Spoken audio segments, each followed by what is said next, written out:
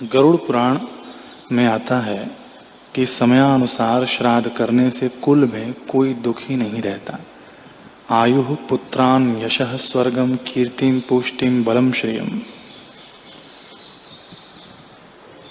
पशुन सौख्यम धनम धान्यम प्राप्नुयात पितृ पूजनात्। पितरों की पूजा करके मनुष्य आयु, पुत्र, यश, स्वर्ग, कीर्ति, पुष्टि, बल, श्री, पशुधन, सुख, धन और धान्य प्राप्त करता है। देव कार्य से भी पितृ कार्य का विशेष महत्व है। देवताओं से पहले पितरों को प्रसन्न करना अधिक कल्याणकारी है।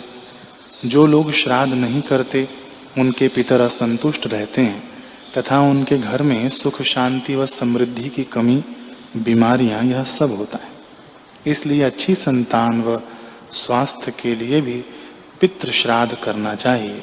जो श्राद्ध करता है और दूसरों की भलाई करता है उसको दूसरे लोग कुछ देते हैं तो देने वाले को पुण्य हो जाता है, आनंद हो जाता है। श्राद्ध में जब तुलसी के पत्तों का उपयोग होता है तो पितर तृप्त रहते हैं और विष्णु लोक को चले जाते हैं। बड़े तृप्त होते हैं तो बड़ा आशीर्वाद। पूज्य श्री कहते हैं कि मैं तो तुलसी के प्रयोग से ही श्राद्ध करता हूं।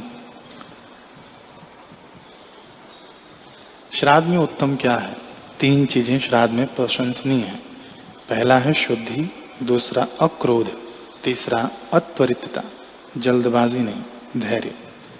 3 चीजें श्राद्ध में पवित्र होती हैं। पहला है तिल, दूसरा बेटी का बेटा यानी दोहित्र, तीसरा है कुतपकाल। दोपहर 11:36 से लेकर 12:24 तक विशेष काल माना जाता है। थोड़ा आगे पीछे हो जाए तो कोई बात नहीं, लेकिन इस काल में श्राद्ध की विशेष पवित्रता होती है। श्राद्ध करने के आरंभ और अंत में इस श्लोक का 3 बार उच्चारण करने से श्राद्ध की त्रुटि क्षम्य हो जाती है, पितर प्रसन्न हो जाते हैं और आसुरी शक्तियां भाग जाती हैं। देवताभ्यः पितृभ्यश्च महायोगिभ्य एव च नमः स्वधाय स्वाहाय नित्यमेव भवन्ति। इसका अर्थ है कि समस्त देवताओं, पितरों, महायोगियों, स्वधा एवं स्वाहा सबको हम नमस्कार करते हैं। ये सब नित्य यानी शाश्वत फल प्रदान करने वाले हैं। श्राद्ध में आवश्यक 7 शुद्धियां। श्राद्ध काल में 7 विशेष शुद्धियों का ध्यान रखना चाहिए। पहला है नहा धोकर शरीर शुद्ध हो, दूसरा श्राद्ध की द्रव्य वस्तु शुद्ध हो, तीसरा स्त्री शुद्ध हो, मासिक धर्म में न हो, चौथा जहाँ श्राद्ध करते हैं वह भूमि शुद्ध हो, गोझरण से, देशी गाय के गोबर से लीपन की हुई हो, पांचवा है मंत्र का शुद्ध उच्चारण करें, छठा है ब्राह्मण भी शुद्ध भाव वाला हो और तंबाकू, जर्दा आदि का सेवन न करता हो, सातवां है मन को भी शुद्ध रखें।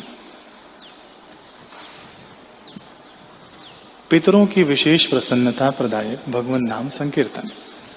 पितरों की सद्गति के लिए कीर्तन भी एक उपाय है।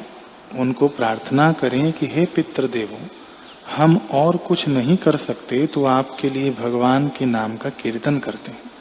आपको भगवान तृप्त करेंगे। आप अभी से ही तृप्त हो, क्योंकि भगवान का नाम तो तुरंत तृप्ति पहुंचाता है। इसके बाद पितरों को प्रसन्न करने के लिए कीर्तन करो।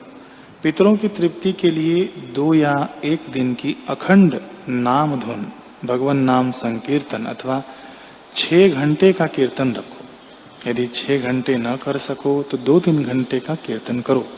इससे उनका भी भला होगा, आप भी तृप्त हो जाएंगे, अड़ोस पड़ोस भी तृप्त हो जाएगा। भगवान का नाम तृप्ति देता है। श्राद्ध से सद्गति। जिनको जीवन में श्राद्ध का महत्व नहीं पता वे लोग बड़े घाटे में रहते हैं। हनुमान प्रसाद पोद्दार, गीता प्रेस गोरखपुर के जाने माने सज्जन संत एक बार मुंबई में रात्रि को समुद्र किनारे बैठे थे। उनके सामने आकर एक पारसी सज्जन यानी प्रेत ने प्रार्थना की कि हम जाति के पारसी थे, इसलिए घर वालों ने श्राद्ध नहीं किया। मेरी रूह यानी आत्मा भटक रही है, आप मेरा श्राद्ध कराएं तो मेरी सद्गति होगी। हनुमान प्रसाद पोद्दार ने उनका श्राद्ध कराया। दूसरे दिन उस पारसी का जीवात्मा सपने में बड़ा प्रसन्न होकर उनका अभिवादन कर रहा था कि अब मैं ऊंची यात्रा कर रहा हूँ, मेरी सद्गति हो गई, नहीं तो मैं भटक रहा था। महर्षि जाबाली ने कहा है कि श्राद्ध से पुत्र, आयु, आरोग्य, अतुल्य ऐश्वर्य, यश और अभिलाषित वस्तुओं की प्राप्ति होती है, क्योंकि पितरों का तर्पण श्राद्ध करने से उन्हें तृप्ति होती है।